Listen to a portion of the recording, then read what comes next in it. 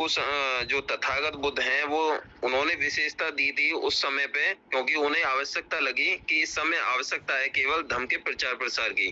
तो उन्होंने भिक्षु संघ की स्थापना की और उपासकों को जो गृहस्थ जीवन यापन कर रहे हैं उनके लिए 5 सील दिए और सीलों में चेंजिंग नहीं किया। उन्होंने उनके लिए भी सील रखा और उनके लिए भी सील रखा, बस नियम उन्होंने बढ़ा दिए और वहां घटा दिए। तो यदि उन्हें इस विषय से हट करके अगर उन्हें समय मिला होता, यानी उन्होंने इस विषय में भी सोचा होता कि उपासक संघ की स्थापना हमें करनी चाहिए, तो वो शायद करते और वहां पर भी प्रमाणना विधि का आयोजन करने के लिए वो बोलते उनसे। जी, तो बहुत बहुत साधुवाद आचार्य जी। पहली बात तो ये है कि उपासक संघ का निर्माण बुद्ध नहीं कर सकते थे, पहली बात तो ये है। दूसरी बात ये है, उपासक संघ का निर्माण केवल उपासक ही कर सकते थे, लेकिन क्योंकि उपासक संघ का निर्माण नहीं हुआ, इसीलिए उनके ऊपर बुद्ध के कोई भी नियम लागू नहीं होते थे, भिक्षु संघ का कोई भी नियम लागू नहीं होता था। इसीलिए जब बौद्ध भिक्षु भारत में नहीं रहे, उनके अभाव में, जब संस्कारकर्ता नहीं रहे, तो जब संस्कार कराने की उनको आवश्यकता महसूस हुई, क्योंकि संस्कारित लोग थे, संस्कार के बिना जो ना गृह प्रवेश करेंगे, ना विवाह करेंगे, ना मृत्यु संस्कार करेंगे, कुछ नहीं करेंगे। तो इसीलिए जब ब्राह्मण ने उनको ऑफ़र किया तो आसानी से जो है उन्हीं बौद्धों के घर में वह ब्राह्मण जो है घुस गया और ब्राह्मण अपने धर्म को लेके घुसा, ब्राह्मण धर्म को। इस तरह से इतना विशाल साम्राज्य, बौद्ध साम्राज्य, कितनी आसानी से नष्ट हो गया, आज हम उसकी हालत देख रहे हैं। तो उपासक संघ का होना तो आवश्यक था। यदि उपासक संघ होता तो वह केवल और केवल बुद्ध के बताए हुए मार्ग पर चलने के लिए बाध्य होता। यदि उपासक संघ होता तो उसके अपने नियम होते। अगर उपासक संघ होता तो ब्राह्मण की हमारे घरों में एंट्री नहीं होती। इस बात को जो है मुझे लगता है शायद ही अब तक किसी विद्वान ने समझा हो या प्रकाश डाला हो इस बात पर जो है, लेकिन धम्मपद संघ अगर इस बात को समझ रहा है, इस बात की ज़रूरत समझ रहा है, तो मुझे लगता है कि जी आदरणीय जी, मेरा एक प्रश्न और था। यदि आज हमें लग रहा है कि संघ की स्थापना होनी चाहिए और आज के जीवन जब हम यापन कर रहे हैं और देख रहे हैं कि जहरीली संस्कृति ने किस तरीके से हमारे जीवन पर प्रभाव डाला हुआ और उसको दूषित कर दिया है, तो अब संघ की स्थापना हुई है, तो क्या ये संघ इस तरीके से और अच्छे तरीके से कार्य करे, तो क्या जिम्मेदारी नहीं बनती हम सबकी? जी इस तरीके से तो संघ जो और एक बात और, आदरणीय आचार्य दीपक राज जी ने कल एक मैसेज किया था, गोलवलकर जो हैं उनका कुछ बातें थी वो शेयर की थी। क्या संघ की ये जिम्मेदारी नहीं बनती उन बातों को सबके सामने पेश करे? इस तरीके से तो फिर संघ बिखर जाएगा, इस तरीके से तो फिर कहाँ तक जो उद्देश्य सफल होगा, तो वो तो वहीं की वहीं रह जाएगा फिर। जी जी, आपकी चिंता जो है बहुत उचित है। संघ उस पर चर्चा कर रहा है। आदरणीय प्राचार्य राम बहादुर जी, आपका हैंड रेज़ है, बताएं। जी, बहुत बहुत साधुवाद, आभार, धन्यवाद आपका। जो चर्चा चल रही है मुझसे एक लाइन में बात अपनी रखनी है कि भिक्षु संघ एक हमारा साधन है। साध्य जो है उपासक है, उपासक के कल्याण है था जी, लक्ष्य जो था। तो भिक्षु संघ की स्थापना इसीलिए एक साधन के रूप में उपयोग करके संसार में उपासक की मात्रा ज्यादा थी तो उनका कल्याण ही था। इसलिए जो कि उपासक गृहस्थ था, इसलिए उसका संघ बनाना और उसको संचालित करना निश्चित रूप से बहुत दुरूह कार्य था। और कोई भी संघ बिना नेतृत्वकर्ता के नहीं चल सकता। नेतृत्व कौन होता है? जिसके अंदर ये उपज पैदा होती है वह किसी भी संघ का नेतृत्व करता है, जो कि वो अपना संघ माने कैडर यानी अपना फोटो कॉपी तैयार करता है, अपने बराबर नहीं तो थोड़ा सा कमतर, यानी जितना अगले की क्षमता होती है सीख करके वो उसका कैडर बनता है, उसकी छाया बनता है। और उसकी जब जो नेतृत्व करता होता है, जो उसका क्रिएटर होता है, जब उसे लगता है कि हाँ अब ये लोग जा करके मेरे जैसी क्षमता इनके अंदर पैदा हो गई है, यानी जो मेरी बात है इनके अब इस उपासक संघ में पहुंचा सकते हैं, उपासकों के जो हमारा लक्ष्य है वो पूरा कर सकते हैं, तभी वो जाते हैं। इसलिए जो हमारे संघ में या आदरणीय आचार्य राजदीपक जी द्वारा ये बार बार उठता है कि आप मालिक हैं, मैं तो कहता हूँ आप जैसे मालिक किस संघ को मिलेंगे। जो वर्तमान परिप्रेक्ष्य में आप इस तरीके से इजाद करके लाए हैं यह चीज, तो क्या अगर भारत में मुझे तो नहीं दिखता। आज इस संघ से जुड़ने से मेरे चित्त में कितना परिवर्तन आया, मैं स्वयं लाभान्वित हुए, जबकि मैं बहुत से समय से संगठन में काम कर रहा हूँ। तो ये मेरा अपना व्यक्तिगत तो है और तर्क वितर्क के आधार पर है, ऐसा नहीं कि मैं कोई अंधश्रद्धा में काम बता रहा हूँ। जी बहुत बहुत साधुवाद आपका आदरणीय प्राचार्य जी। आदरणीय प्राचार्य हरिदास चंद्रा जी, आपका हैंड रेज है, बताएं।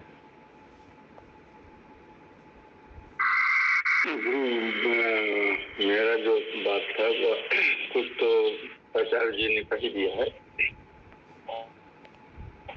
कि जो संघ होता है, जो निर्माण करता है, सोच समझ के करता है।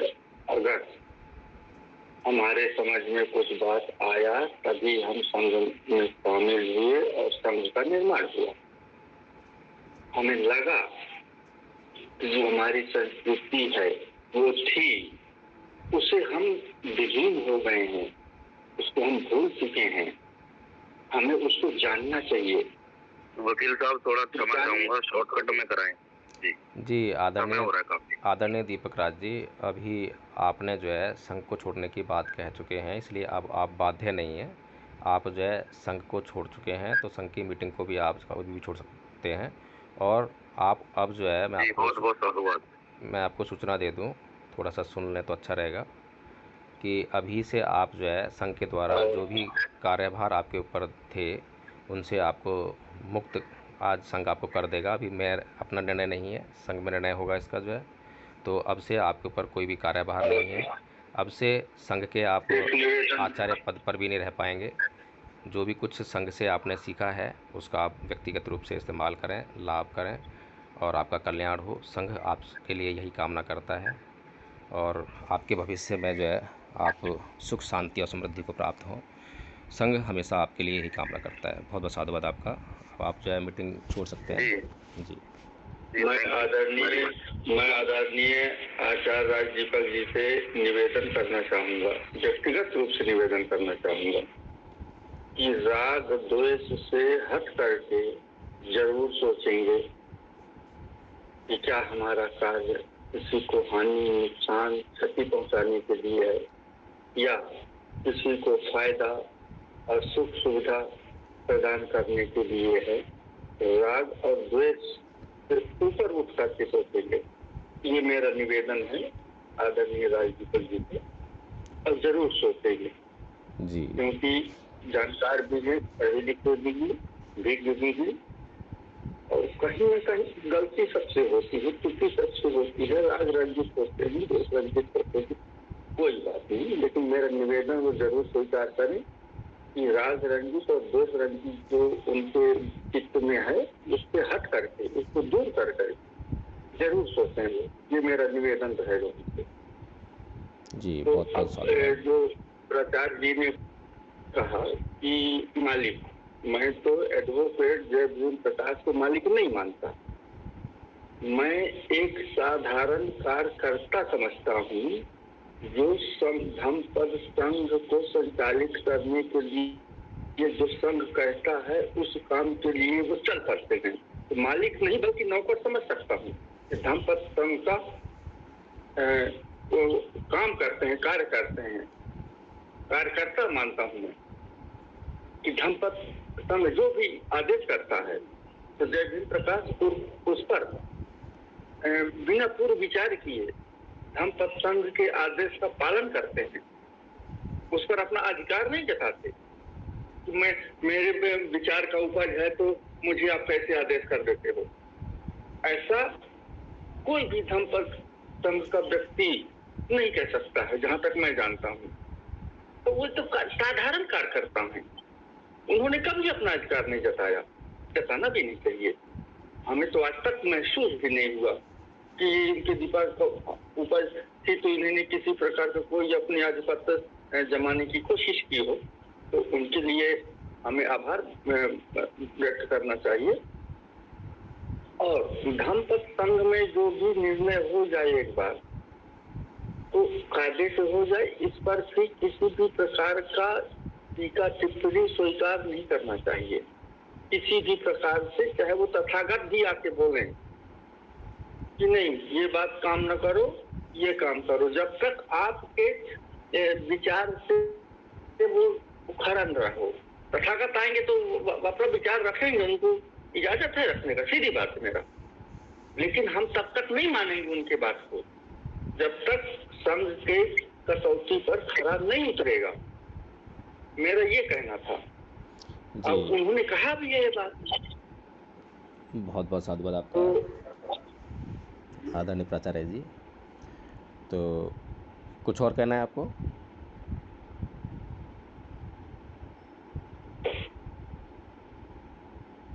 जी, आदरणीय आचार्य प्रवेश जी, आपका हैंड रेज है, बताएं क्या कहना है आपको?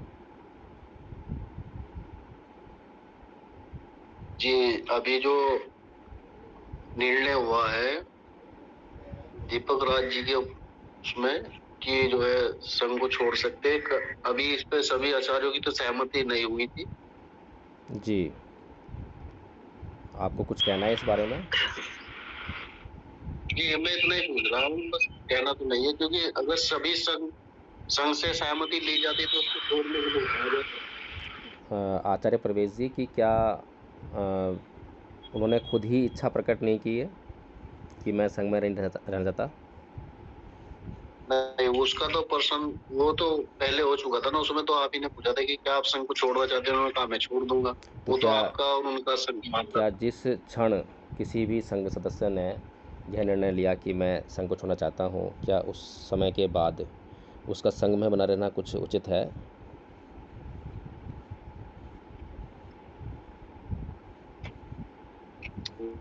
ये अलग बात है कि न्याय की कसौटी पर खड़ा करने के लिए हम लोग जो प्रक्रिया का पालन करते हैं, उसके बाद जो प्रक्रिया होती है वो मात्र औपचारिकता रह जाती है, और संघ जो है उनके अपने निर्णय के विरोध में कैसे जाएगा? यदि किसी सदस्य की इच्छा ही नहीं है कोई काम करने की, संघ कैसे काम करवाएगा उनसे? तो इसलिए जो है इसका तो निपटारा हो ही चुका है। जी, बहुत बहुत साधुवाद। आदरणीय आचार्य योगेंद्र जी, आपका हैंड रेज है, बताएं क्या कहना चाहते हैं, और थोड़ा शॉर्ट में कर दें, थोड़ा सा मीटिंग को कंक्लूड करना है। जी,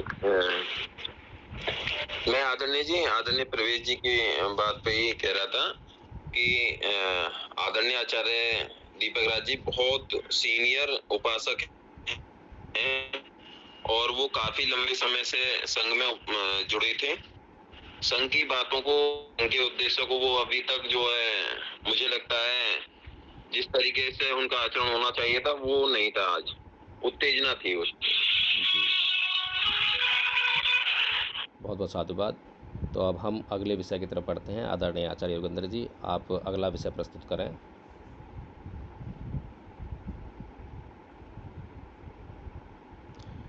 आदरणीय आचार्य योगेंद्र जी, संघ के समक्ष आप अगला विषय प्रस्तुत करें। आदरणीय प्राचार्य राम बहादुर जी, आपका हैंड रेज हुआ है, बताएं। जी, बहुत बहुत साधुवाद, आभार। तो अब जो आदरणीय आचार्य राज दीपक जी से संबंधित प्रश्न है, उनके अनुपस्थिति में उसको मैं समझता हूँ उसको डिलीट माना जाए। मुझे लगता है, ये मेरा अपना विचार है, कि जो भी विषय उनके द्वारा प्रस्तुत किए गए हैं उस पर संघ को एक बार विचार कर लेना चाहिए। हो सकता है कि कुछ ऐसे प्रश्न या ऐसे विषय हों जो संघ के कल्याण के लिए हों, तो इसलिए हमें ऐसे ही नहीं छोड़ देना चाहिए, चर्चा अवश्य कर लेनी चाहिए। जी, आदरणीय आचार्य अरुण जी, बताएं, आपका हैंड रेज है। जी, मैं आपके विचार के साथ हूँ, क्योंकि उन पर चर्चा होगी तो स्वतः ही जिनके भी मन में विचार आए होंगे उनका निस्तारण हो जाएगा। जी जी, बहुत बहुत साधुवाद। आचार्य योगेंद्र जी, क्या आप मौजूद हैं? जी आदरणीय जी, अगला विषय उपस्थित करें।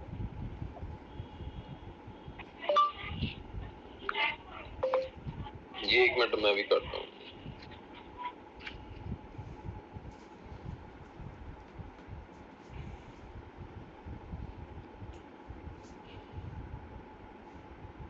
ये अगला विषय था जो उनकी तरफ से 4 प्रश्न थे जो संघ का रजिस्ट्रेशन नहीं होता।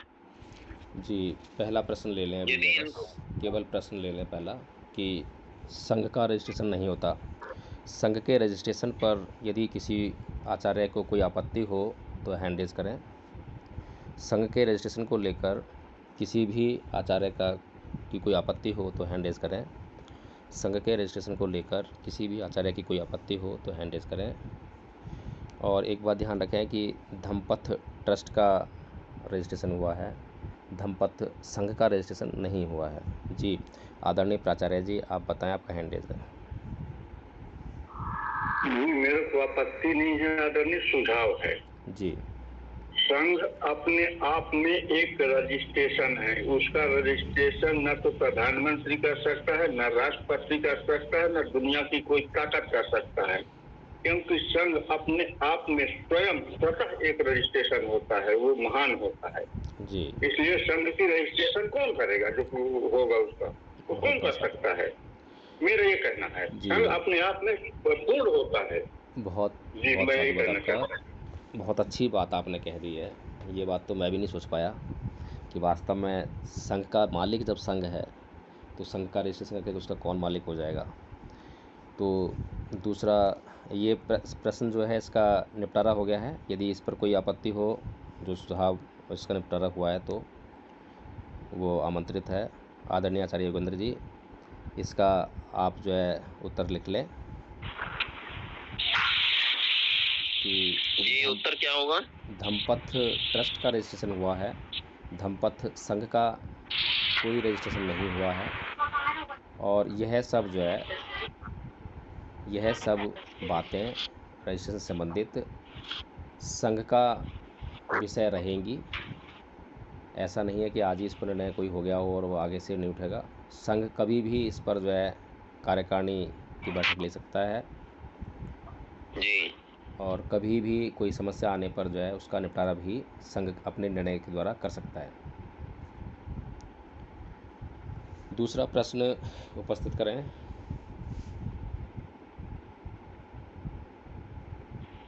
जी दूसरा प्रश्न था संघ का जो मालिक है वो उससे संबंधित था।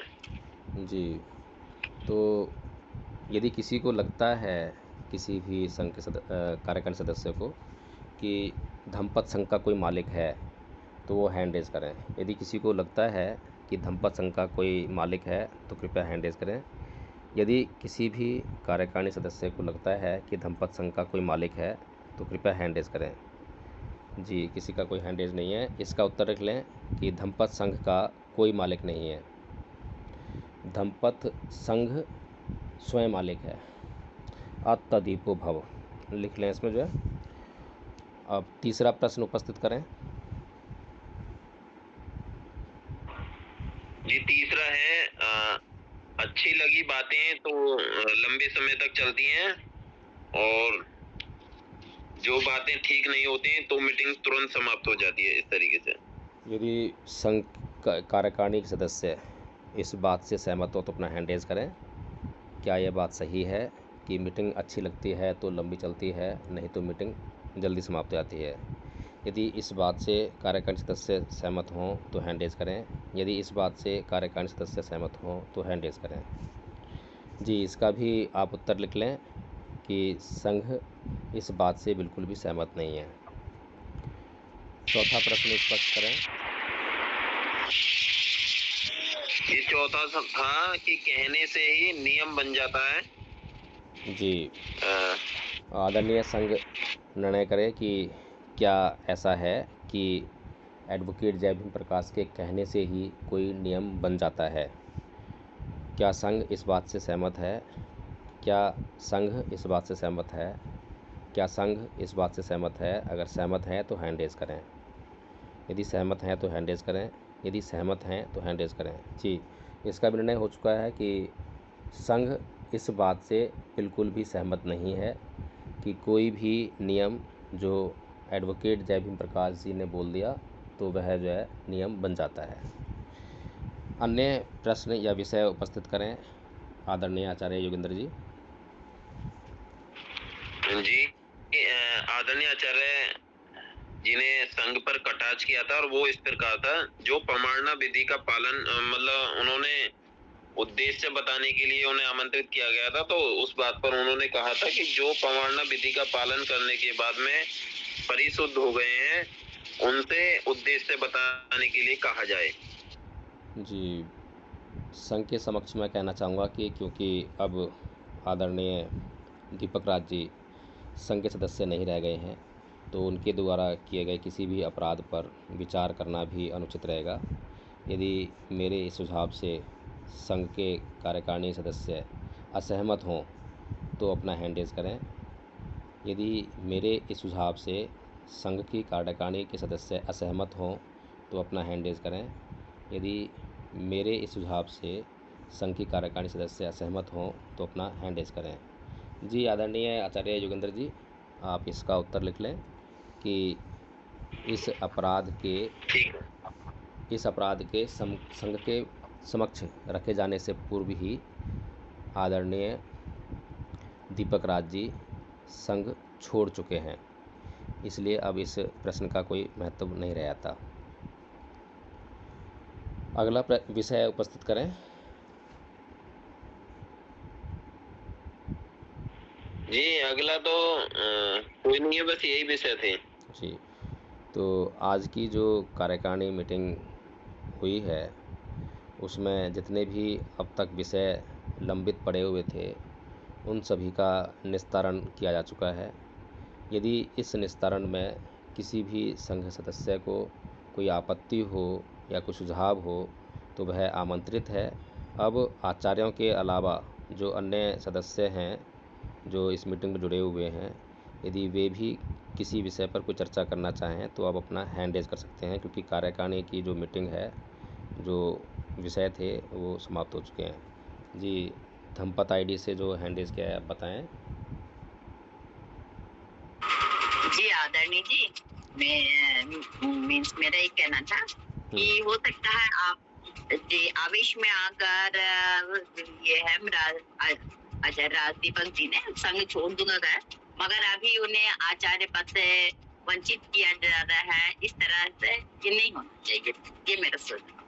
कुछ समय उनको देना चाहिए था।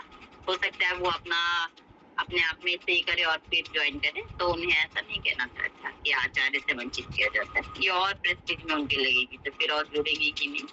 जी आदरणीय आचार्य सुजाता जी, संघ ने उनको संघ से नहीं निकाला है, बल्कि संघ से वह जो है स्वयं मुक्त हुए हैं। उन्होंने स्वयं संघ को छोड़ा है। और जो व्यक्ति संघ का सदस्य ही ना रह सका हो तो उसको आचार्य पद जो है कैसे दिया जा सकता है। तो इसीलिए ये निर्णय लिया गया है। आदरणीय आचार्य अरुण जी, आपका हैंड रेज आप बताएं। मेरा संघ के समक्ष एक सुझाव है जी, क्योंकि जो मैं समझ पा रहा हूँ वो संघ के लिए वर्तमान में मतलब वो होना चाहिए, ये निर्णय संघ करेगा जी, कि जो भी संघ में जो पैसे निकालने की जो प्रक्रिया होती है वर्तमान में अथॉरिटी आदरणीय वकील साहब के पास है। मेरा ऐसा मानना है कि उसमें 3 सदस्यों का होना अनिवार्य है, और जब तक ऐसा न होगा तो ये ऐसी बातें उठती रहेंगी कि वकील साहब ही इसके मालिक हैं, तभी स्वर में ऐसी बातें आती रहेंगी। अगर इसका फैसला मतलब संघ करे, जो नोट कर लिया जाए। क्या इसको एक विषय बनाकर अगली मीटिंग के लिए रख लें? जी बिल्कुल। आदरणीय आचार्य योगेंद्र जी, जो आदरणीय आचार्य अरुण जी ने विषय रखा है इसको नोट कर लें और अगली कार्यकारिणी मीटिंग में जो है इसका निपटारा कर लें। जी, मैं क्षमा चाहूँगा आदरणीय जी, कृपया एक बार और दोहरा दें। हाँ, विषय ये है कि धमपत ट्रस्ट का जो अकाउंट है संघ का तो अकाउंट नहीं है, ट्रस्ट का अकाउंट है। ट्रस्ट के अकाउंट के द्वारा जो है संघ की जो कार्य विधियाँ हैं वो संचालित होती हैं। तो उसका जो पैसा निकालने का जो साधन है यानी कि एटीएम कार्ड वगैरह वो मेरे पास है, यानी एडवोकेट जय भीम प्रकाश जी के पास है। तो वो किस प्रकार से उसका इस्तेमाल करेंगे इस पर जो है संघ निर्णय करे, ये विषय बना लें आप जो। तो इस पर सुझाव आपत्तियाँ सभी जो है उस दिन आमंत्रित कर ले जाएंगे। जी बहुत बहुत साधुवाद। आदरणीय प्रेम नारायण जी, आपका हैंड रेज है, आप बताएं। सर मेरा निवेदन ये है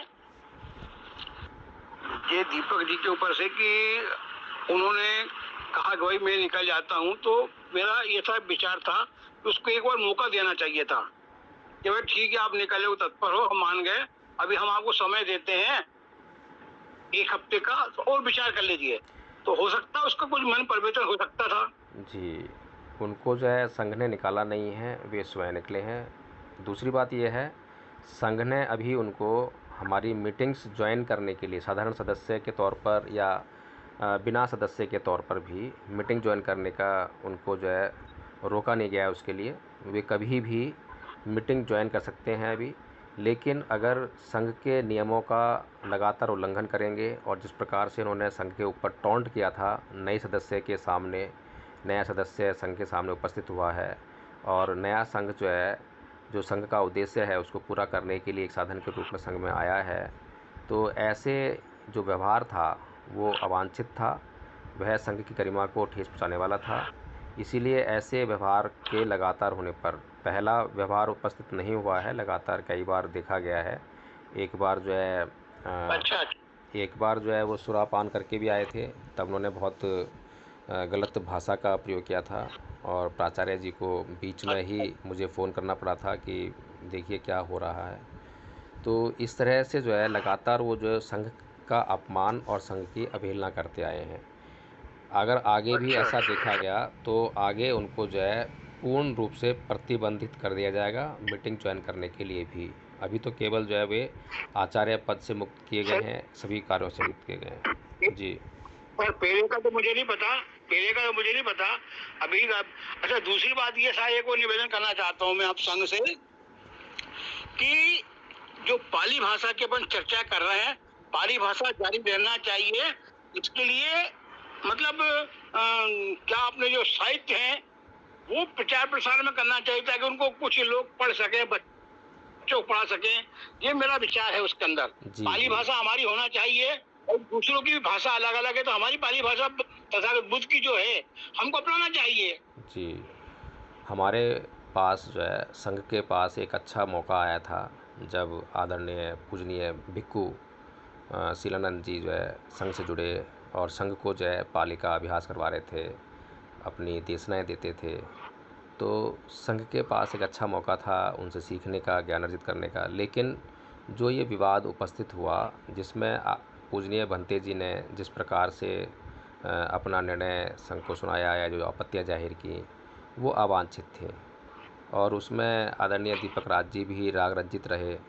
तो हम तो यही चाहेंगे कि और भी जो विद्वान हैं वे संघ में आएँ, संघ का मार्गदर्शन करें, संघ को सिखाएं। जितना भी संघ को सिखाएंगे उतना ही संघ भी थोड़ा सा आगे बढ़ेगा और समाज में जो है पाली का प्रचार प्रसार भी होगा। हम तो आगे भी पूज्य भंते जी को हमने कभी मना नहीं किया है, वे अगर अब भी मीटिंग ज्वाइन करते हैं और संघ को सिखाने का काम करते हैं तो उनका वेलकम है, उनका बहुत बहुत स्वागत है, साधुवाद है। उनका संघ जो है सदैव आभारी रहेगा, कृतज्ञ रहेगा। तो हम कभी भी किसी विद्वान से जो है दूरी नहीं बनाते हैं बल्कि निकट जाना चाहते हैं, उनको बुलाना चाहते हैं। तो क्योंकि ये कोई भी एक व्यक्ति परिपूर्ण नहीं है, कोई भी एक व्यक्ति जो है संपूर्ण ज्ञान लिए हुए नहीं है। तो जिसके पास जो ज्ञान है वो संघ को, समाज को देने का काम अवश्य करे, नहीं तो वो ज्ञान उस व्यक्ति के साथ ही जाना निश्चित है। उस व्यक्ति के संसार में ना रहने पर वह ज्ञान भी जो उसके पास था वो नहीं रहेगा। लेकिन अगर उसने वो ज्ञान लोगों को बांट दिया, सिखा दिया, तो ज्ञान कम से कम यहाँ रह जाएगा। जी तो आदरणीय प्राचार्य हरदासंद्रा जी, जी प्रेम सर हम बोल रहे हैं कि वो मतलब वो जो साहित्य है पाली भाषा के वो कुछ वितरण किए जाए प्राथमिक स्तर के। जी बिल्कुल ऐसा किया जाएगा। अभी कोर्स जो है शुरू हुआ है और अभी धम्मपद संघ को मात्र 1 साल ही पूरा हुआ है और कार्यकारिणी जिस तरह से संघ काम कर रहा है तो उसमें मेरे ख्याल से 6 महीने ही हुए हैं। तो अभी इतना चलिए जल्दी सर। जो है, हाँ, तो संसाधन भी नहीं है, संसाधन उत्पन्न होंगे तो उसके बाद जो है ये सारा छपाई का काम भी होगा और प्रथम वर्ष, द्वितीय वर्ष, तृतीय वर्ष के कोर्स भी छापे जाएंगे।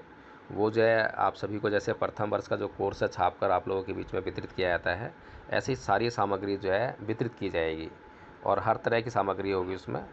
तो इस बात के लिए निश्चित रहें, लेकिन डिपेंड करेगा कि साधन और संसाधन क्या हैं संघ के पास।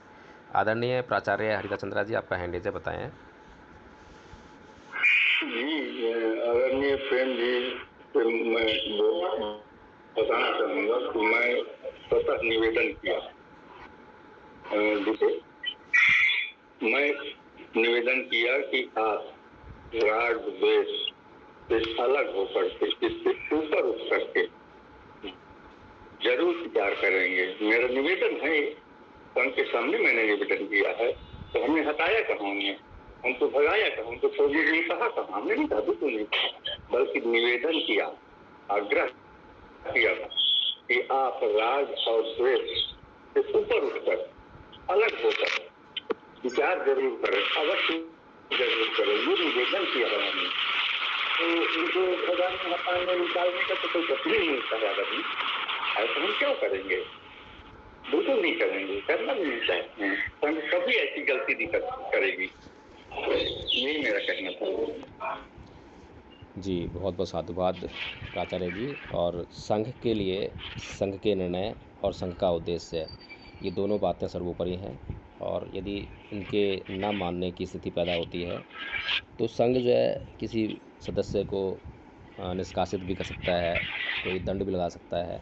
जैसा भी संघ के चलाने में या संघ के उद्देश्य को पूरा करने के लिए उचित मालूम पड़े वैसा संघ कर सकता है। ये संघ के अपने ऊपर है। जी, तो आज के लिए कोई और विषय तो शेष नहीं है, कोई चर्चा शेष तो नहीं है। यदि किसी भी सदस्य को जो कि आचार्य ना हो, यदि वो भी आप कोई चर्चा करना चाहें तो आमंत्रित हैं। कार्यकारिणी की जो बैठक थी, जो चर्चा थी विषयों को संबंधित जो है वो संपन्न हो चुकी है।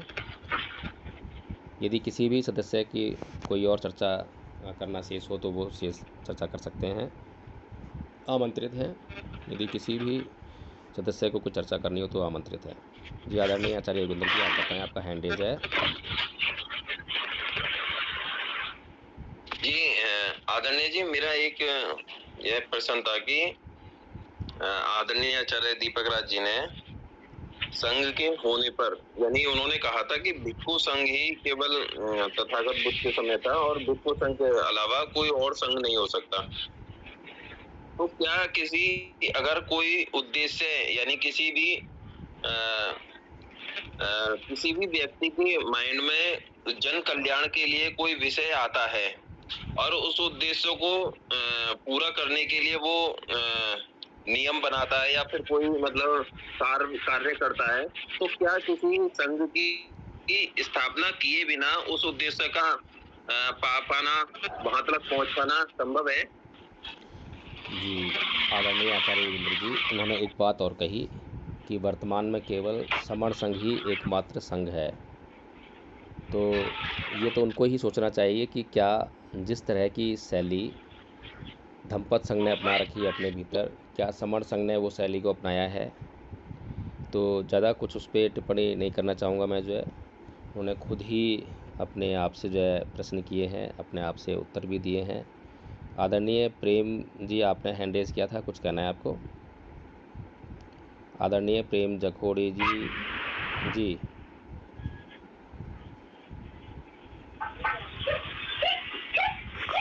जी आचार्य जी, मैंने न थोड़ा सा प्रश्न पूछने की कोशिश की। जी बताइए। मैं प्रेम नारायण बोल रहा हूँ जी। मैं ये थोड़ा सा दिमाग में आई मेरे में कि जैसे भिक्षु है और आचार्य हैं और हम सदस्य हैं, तो भिक्षु को सील नहीं तोड़ना चाहिए। भिक्षु किसी भी सूरत में सील नहीं तोड़ सकता। उसके लिए सील जो है संकल्प है। जी संकल्प है। इसी प्रकार आचार्यों को भी, प्राचार्यों को भी जब सील ही टूट जाएंगे तो फिर बचेगा क्या? हाँ, ऐसा नहीं है आदरणीय प्रेम जी। जो आचार्य बनाए हैं वो गृहस्थ हैं, वो भिक्खु नहीं है। यानी कि गृहस्थ जीवन में रहकर उनको सीलों का पालन करना है। तो जो भगवान बुद्ध ने गृहस्थों के लिए जो नियम बनाए हैं, जो सील बनाए हैं, उसी के अंतर्गत वे आते हैं। भिक्खुओं के बनाए हुए जो नियम हैं उनके अंतर्गत नहीं आते हैं। तो जो व्यक्ति अपने आप को जितना अधिक अनुशासित करेगा वो उसके लिए उतना ही बेहतर रहेगा। तो जितना भी आपको भी लगे कि मुझे और ज़्यादा अनुशासित रहना चाहिए, जो उपासक हैं उनसे अधिक अनुशासित रहना चाहिए, तो आप रह सकते हैं। वो आपके स्वयं के कल्याण के लिए है। अनाथ पिंडक को कहा जाता है कि गृहस्थ रहकर भी वह अरहत पद को प्राप्त हो गया। तो कैसे हो गया? तो उसने जो है गृहस्थों से भी अधिक सीलों का पालन किया होगा, अपने आप को भिक्खु अनुशासित संघ से किया भी होगा। ज्यादा। जी, तो जो भिक्खु संघ में रहकर भी जो पालन नहीं कर पा रहे थे, जो भिक्खु संघ में रहकर भी पवाना विधि के बावजूद भी अपने आप को पवित्र नहीं कर पा रहे थे और अरहत पद को प्राप्त नहीं हुए, लेकिन एक गृहस्थ होकर भी अनाथ पिंडक अगर अरहत हो गया, तो आप समझ सकते हैं कि भगवान बुद्ध ने जो है कभी भी किसी को सीलों के पालन से रोका नहीं है, बल्कि उन्हें उत्साहित किया है, प्रेरित किया है कि जितना हो सके उतना सीलों का पालन करें, अनुशासन में रहें। ये भगवान बुद्ध ने हमेशा अपेक्षा भी की है लोगों से। जी, बहुत बहुत साधुवाद आपका प्रश्न उठाने के लिए। बहुत अच्छा प्रश्न किया आपने। आदरणीय आचार्य दीपक राज जी, आप उपस्थित हैं, आपका हैंड रेज है, बताएं।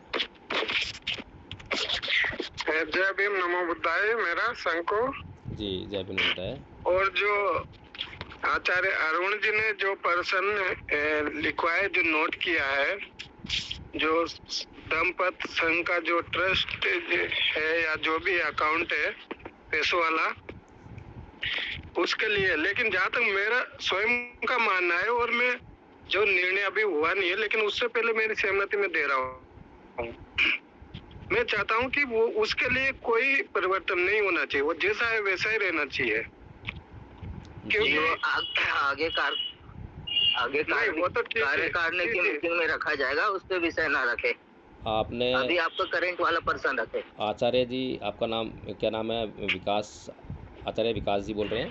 जी जी, आपने क्षमा चाहूंगा मैं बीच में बोलने के लिए। नियम का उल्लंघन किया है।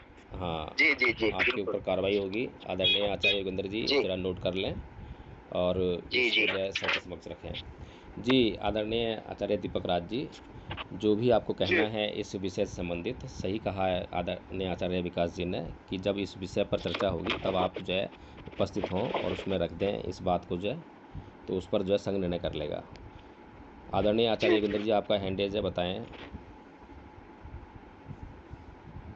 आदरणीय जी, मैं क्षमा चाहूंगा, मैं जो है मीटिंग अब लीव करना चाहता हूं क्योंकि मुझे कहीं जाना है अभी। जी जी जी, बिल्कुल। आप तो मुझे अनुमति प्रदान करें। जी जी, अनुमति है, बिल्कुल। संघ जो है आपको अनुमति प्रदान करता है, आप मीटिंग छोड़ सकते हैं।